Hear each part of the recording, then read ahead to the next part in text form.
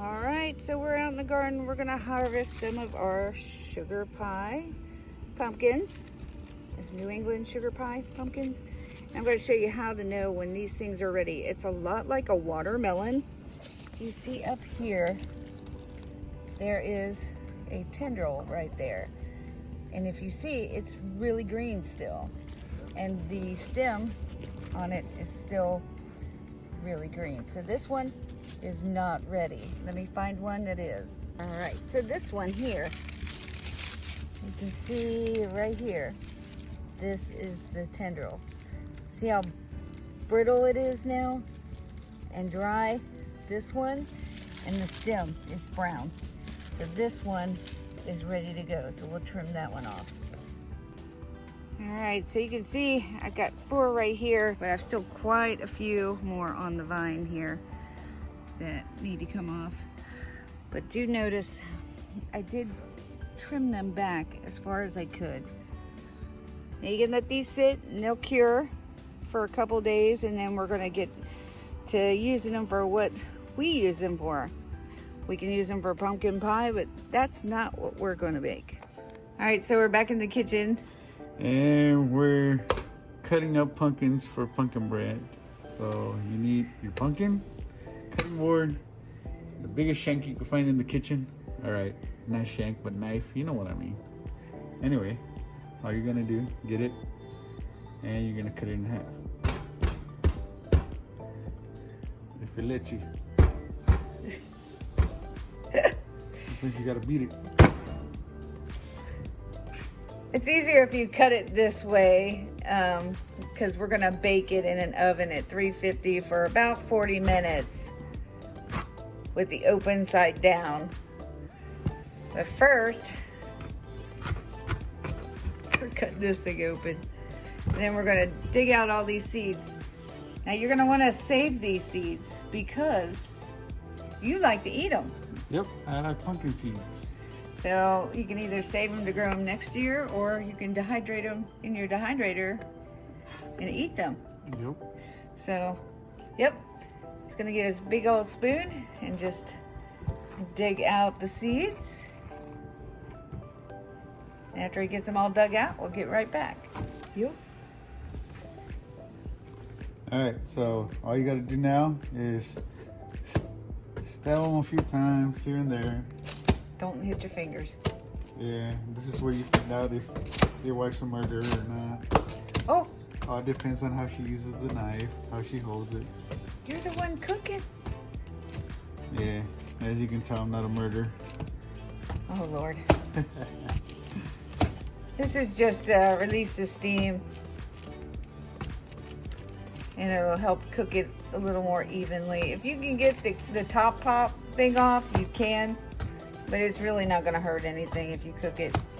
And so we're just gonna stick it in the oven at 350 for about 40 minutes. So now what I like to do with the seeds, just like to spread them.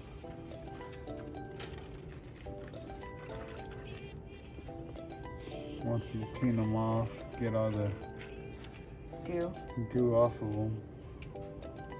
Right, and all I did was take it and rinse it and pull out the strands as they came out. This is pretty much how you save seeds, but we're gonna dehydrate these because you're gonna eat these.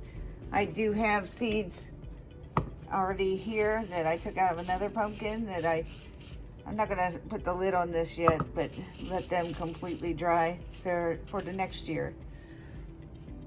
And I'm just gonna put this in the dehydrator and let it dry overnight.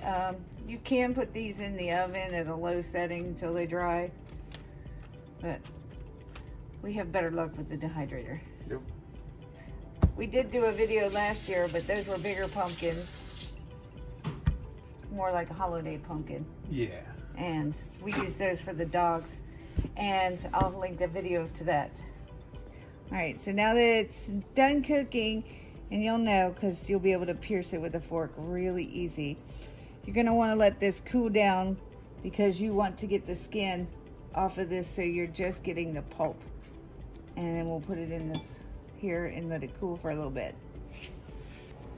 All right, now that it's cooled enough that I can touch it, I'm just gonna run my spoon along the edge back here. And this stuff just peels right off. We're gonna stick it in my thing and we'll crush it up.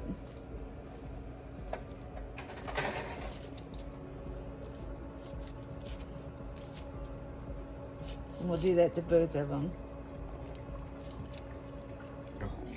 All right, now that I've got all the pumpkin peel off, there isn't much, I'm just gonna take my potato masher and I'm gonna mash this up.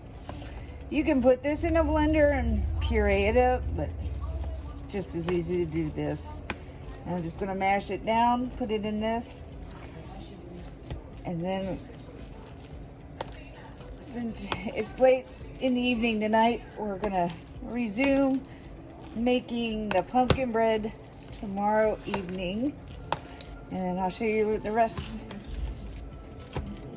You could always do this ahead of time and freeze it in, we got food saver bags. You can food save it, this mash, and use it later. If you make pumpkin pie, you can use it, or like we're gonna do for pumpkin bread.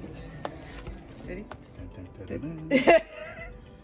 Okay, so we're letting Tony use the mixer tonight. It's about time. You love the mixer. They told me I can't use no profanity. And some big ass word that I just learned. I can't remember it no more because she's been laughing the whole time. So anyway, what do I do now? So in here you have 3 cups of flour. So to that you're going to add your 1 cup sugar and 1/3 cup brown sugar. So there you have it. Yep. Here's your sign. Bam. Okay, and this is your 2 teaspoons of baking soda, 1 teaspoon of salt, 1 tablespoon of cinnamon, and a 1/2 teaspoon of nutmeg. And you just throw that in there. Okay. All right, so you might want to go ahead and start the blender so it starts mixing that up. Don't go fast because we don't need it everywhere. All right, so to that you're gonna add your 2 eggs, and there is 1/3 cup oil in there, vegetable oil. Okay. Melted butter, there's 10 tablespoons of melted butter.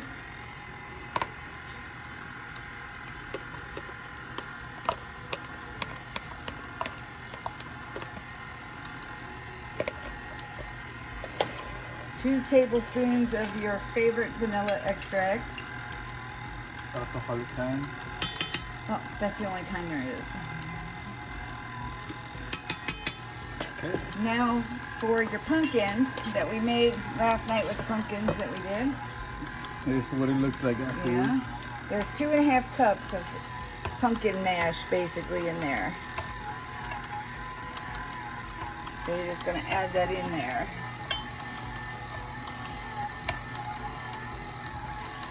We're gonna shoot it up the same way.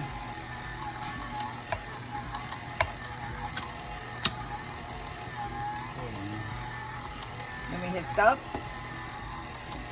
Stop it over. Stop this. Alright, so it's gonna mix up. So you mix it till it's thoroughly blended. That's pretty good. Give it a second. Okay, so while you're mixing, you're gonna get you some, we like the pecans. So he's just gonna get like about 2-3 handfuls. So it's about a 1/2 cup crushed. We're just crushing them in our hands. And you can use walnuts, but we happen to like pecans. You're just gonna mix them in the batter.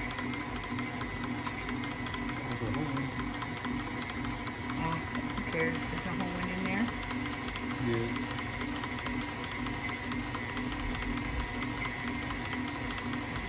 can. Ready? Yeah. So, I like to cheat. I can't believe it's not butter. Spray. Spray. Because it's easier. And I just give it a quick coat. Make sure that your bread does not stick. Yep. And these are what did we say? About 6. Like 6 by 2 inch. Yeah. These are nice small bread loaves, and we're gonna fill them halfway up. So The reason we do this is because it's just me and my wife. So. And this freezes well, so. Yeah. Plus you end up giving them away. That too.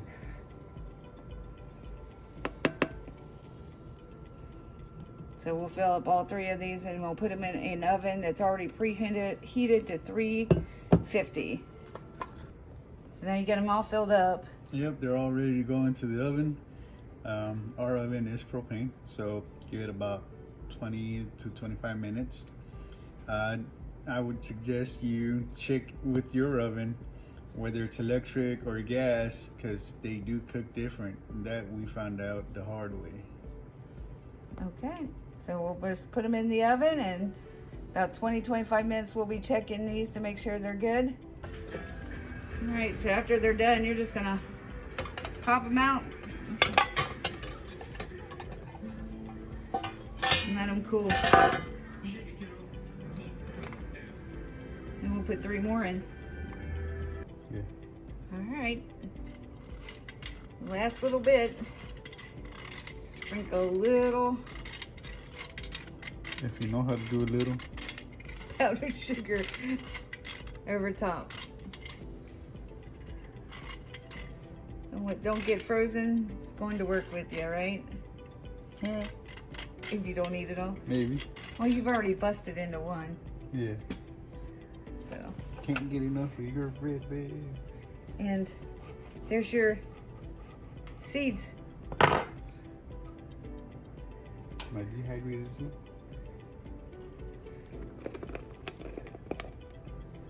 There it is. Yep.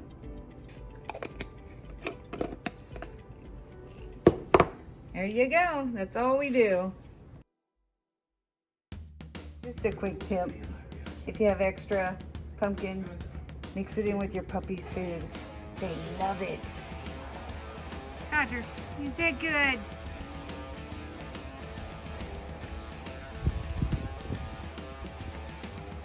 Dory, I think, will eat anything.